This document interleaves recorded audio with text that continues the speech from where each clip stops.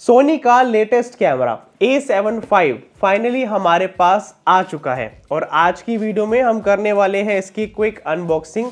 साथ ही साथ में मैं आपको ये बताऊंगा कि मैंने ये कैमरा यानी कि बॉडी कितने की बाय करी है, क्यों बाय करी है। अगर मेरे पास FX3 जैसा बढ़िया कैमरा है, A7IV भी है, फिर भी मैंने इसको बाय क्यों किया है और हमें इन दी बॉक्स क्या क्या देखने को मिलता है और आप इससे क्या कुछ एक्सपेक्ट कर सकते हैं अगर आप इसको बाय करते हैं। ये सारी जानकारी आपको आज की वीडियो में देने वाला हूं, तो पूरी वीडियो को आराम से देखना अगर आप इस कैमरे को बाय करने की सोच रहे हैं। तो चलिए अब करते हैं सबसे पहले अनबॉक्सिंग और मैं आपको बॉक्स के बारे में सबसे पहले बताता हूं क्योंकि वही हमें सबसे पहले देखने को मिलता है ना।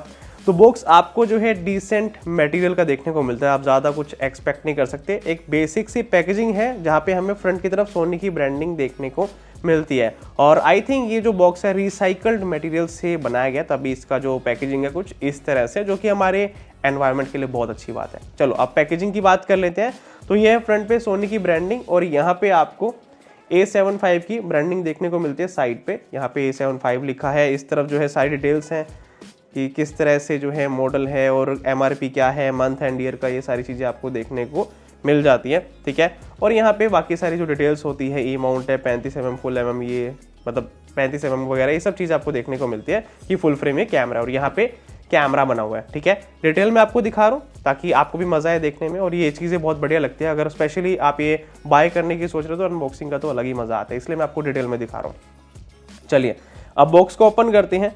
तो यहाँ से मैंने बॉक्स को ओपन कर दिया है एंड ओपन करने के बाद सबसे पहले हमें यहाँ पे वारंटी कार्ड्स और कुछ चीज़ें मिलती हैं, ये भी आपको दिखा देता हूँ। जैसे यहाँ पे सोनी ने बताया हुआ है कि रिकमेंडेड कार्ड रीडर जो है इसका ये वाला है और आपको type A memory card use करना अगर आप बढ़िया आउटपुट चाहते हैं। ये जहाँ से मैंने लिया है उनका स्टैंप लगा है। यहाँ पे 2+1 ईयर यानी कि 3 साल की वारंटी है। अगर मैं इसको रजिस्टर करता हूँ तो याद से अगर आप इस कैमरे को बाय करते हैं तो आप इसको रजिस्टर कर लें, बहुत ईजी होता है। वहाँ पे अपने डॉक्यूमेंट्स अपलोड करने होते हैं, ठीक है। उसके बाद बात करते हैं बॉक्स में अदर कंटेंट्स की। तो यहाँ पे मैं इसको ओपन करता हूँ और यहाँ पे आपको मिलता है A7V की ब्रांडिंग के साथ में स्ट्रैप। ये मैं आपको डिटेल में दिखा देता हूँ। कुछ इस तरह का स्ट्रैप है, जैसे A7IV का आता था वैसा ही है और क्वालिटी भी डिसेंट है, तो अच्छा खासा चल जाएगा, मतलब बढ़िया है क्वालिटी। और आपको A7V की बहुत अच्छी यहाँ पे ब्रांडिंग देखने को मिलती है। उसके बाद बात कर लेते हैं कि हमें इसके साथ में बैटरीज कितनी मिलती है। देखो A7IV जब हम बाय करते हैं तो उसके साथ आज के टाइम में 2 बैटरीज मिलती है, ऑफर चल रहा है या फिर कुछ भी लगा लो। समटाइम्स होता है 1 मिलती है, लेकिन मुझे 2 मिली थी। अब इसके अंदर आपको मिलती है सिंगल बैटरी और बैटरी को अनबॉक्स करके आपको दिखा देता हूँ बैटरी कौन सी है इसमें। तो ये है बैटरी का पाउच, इसको बाहर निकालते हैं एंड हमें सेम जो FX3, A7IV, ZV-E1 full frame camera, जितने भी बढ़िया फुल फ्रेम कैमरा है या फिर बढ़िया क्रॉप सेंसर कैमरा सोनी के, उन सब में ये बैटरी मिलती है। बाकी परफॉर्मेंस का तो टेस्ट करके पता लगेगा अगर कोई इम्प्रूवमेंट है, कोई चेंजेस है, लेकिन हमें अभी के लिए ये NP-FZ100 शायद ये बैटरी है, ये हमें देखने को मिलती है। उसके बाद आती है सबसे ज़्यादा मज़ेदार चीज़ जो कि है बॉडी। तो इसको बाहर निकालते हैं। तो मेरे को इसकी पैकेजिंग बहुत अच्छी लगती है, मतलब मैंने FX3 भी अनबॉक्स किया था, बहुत उस टाइम पे मज़ा आया था, मतलब पैकेजिंग बहुत बढ़िया लगती है। और ये है सोनी का A7V बीस्ट। देखो गाइस, फ्रंट से आपको थोड़ा सा A7IV जैसा लग रहा होगा, लेकिन ये काफ़ी कुछ जो है इन हैंड एक्सपीरियंस में डिफरेंस क्रिएट करता है। यहाँ पे साइड के पोर्ट्स हैं, मैं ओपन करके आपको दिखा देता हूँ। यहाँ पे टाइप सी पोर्ट 2 आ चुके हैं, आपको यहाँ पे दिख रहा होगा। और यहाँ पे आपको इसको ओपन करके मैं दिखाता हूँ, यहाँ पे ऑडियो मॉनिटर करने का जैक है और इस तरफ आपको एक शायद फुल HDMI का पोर्ट मिलता है। इसको मैं ओपन करता हूँ, हाँ यहाँ पे है फुल HDMI का पोर्ट। तो ये सारी चीज़ें आपको मिलती हैं इस तरफ। यहाँ पे है स्क्रीन, इसकी स्क्रीन को मैं निकाल लेता हूँ। इस तरह से स्क्रीन निकल जाती है और बाहर भी आ जाती है, इस तरह से बाहर आ जाती है। तो अगर आप A7R5 यूज़ करते हैं या फिर आपने देखा है, वैसे ही आपको यहाँ पे बॉडी का डिज़ाइन देखने को मिलता है, जो कि A7IV से बढ़िया अपग्रेड है। तो ये है इसका डिज़ाइन स्क्रीन का, और स्क्रीन का साइज़ भी पहले से बढ़ चुका है अगर आप ध्यान से देखें।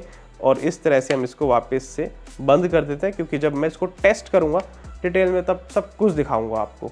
बाकी व्यू फाइंडर भी पहले से बढ़िया कर दिया। व्यू फाइंडर जो यहाँ पे आप देख रहे हैं, इसके अंदर जो डॉट्स होती हैं यानी कि जो क्लैरिटी है पहले से बढ़ चुकी है। यहाँ पे जॉयस्टिक है, ये है ऑटो फोकस का बटन पूरा, बाकी यहाँ का जो पैनल है वो ऑलमोस्ट सेम है।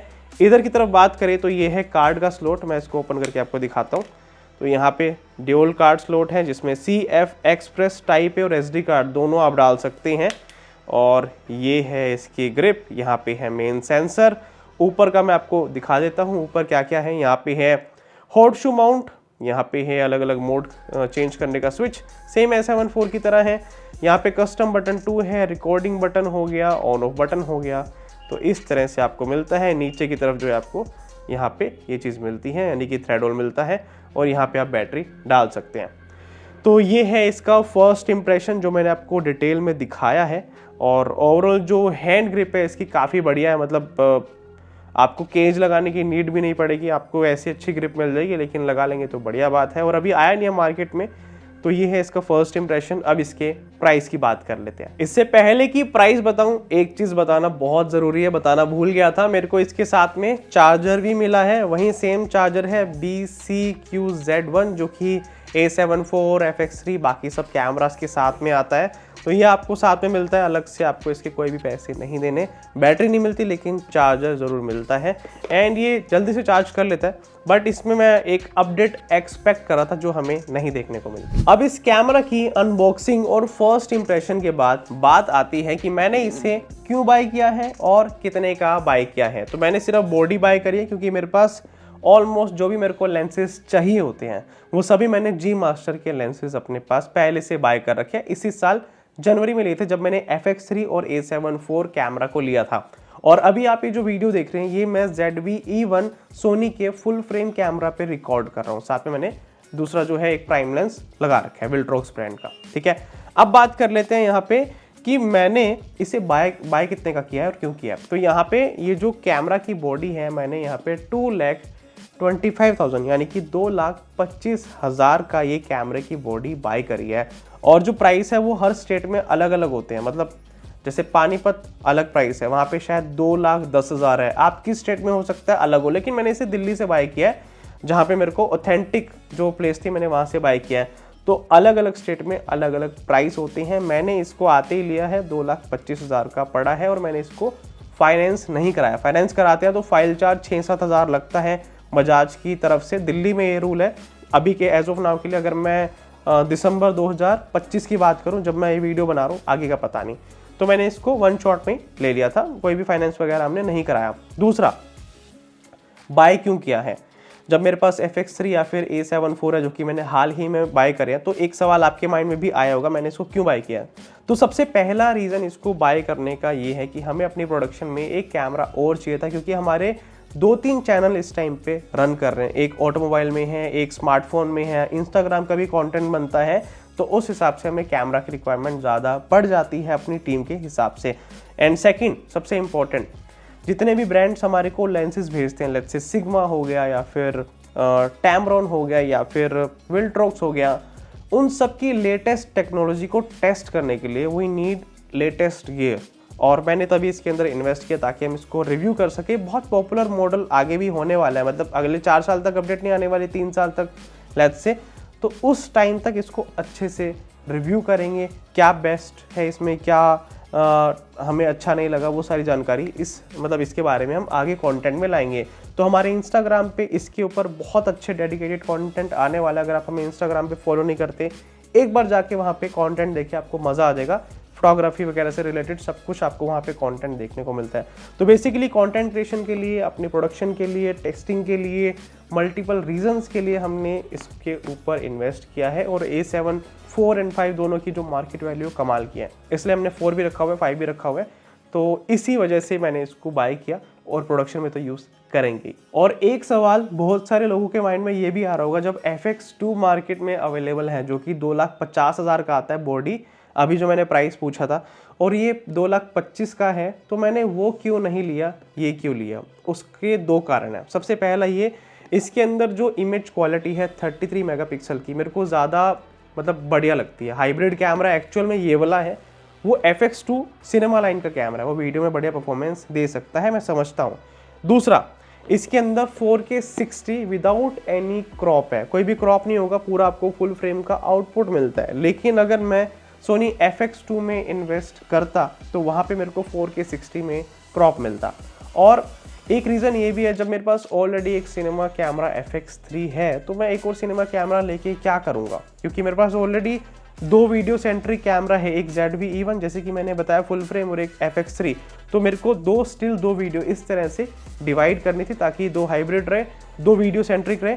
तो हम कमर्शियल प्रोजेक्ट्स या फिर फोटोग्राफी प्रोजेक्ट्स या फिर और कोई भी प्रोजेक्ट लेते तो हमारे पास किट जो है बैलेंस्ड रहेगी। इसके अलावा ZV-E10 Mark II भी है, वो भी हम यूज़ करते हैं, जो कि स्टिल और वीडियो दोनों में बढ़िया है, इसलिए मैंने FX2 नहीं बाय किया। तो ये तो बात हो गई अनबॉक्सिंग की, लेकिन इस अनबॉक्सिंग वीडियो के अलावा इसकी टेस्टिंग वीडियो आएगी, फीचर्स की वीडियो आएगी, नए नए फीचर्स को एक्सप्लोर करेंगे, प्लस कंपैरिजन भी करेंगे A7 IV के साथ में क्या क्या हमें नए चेंजेस देखने को मिलते हैं अगर हम A7 IV से कंपेयर करें। तो याद से आप इस चैनल को सब्सक्राइब कर लें ताकि आपके पास वो वीडियो भी जल्दी से जल्दी आ जाए।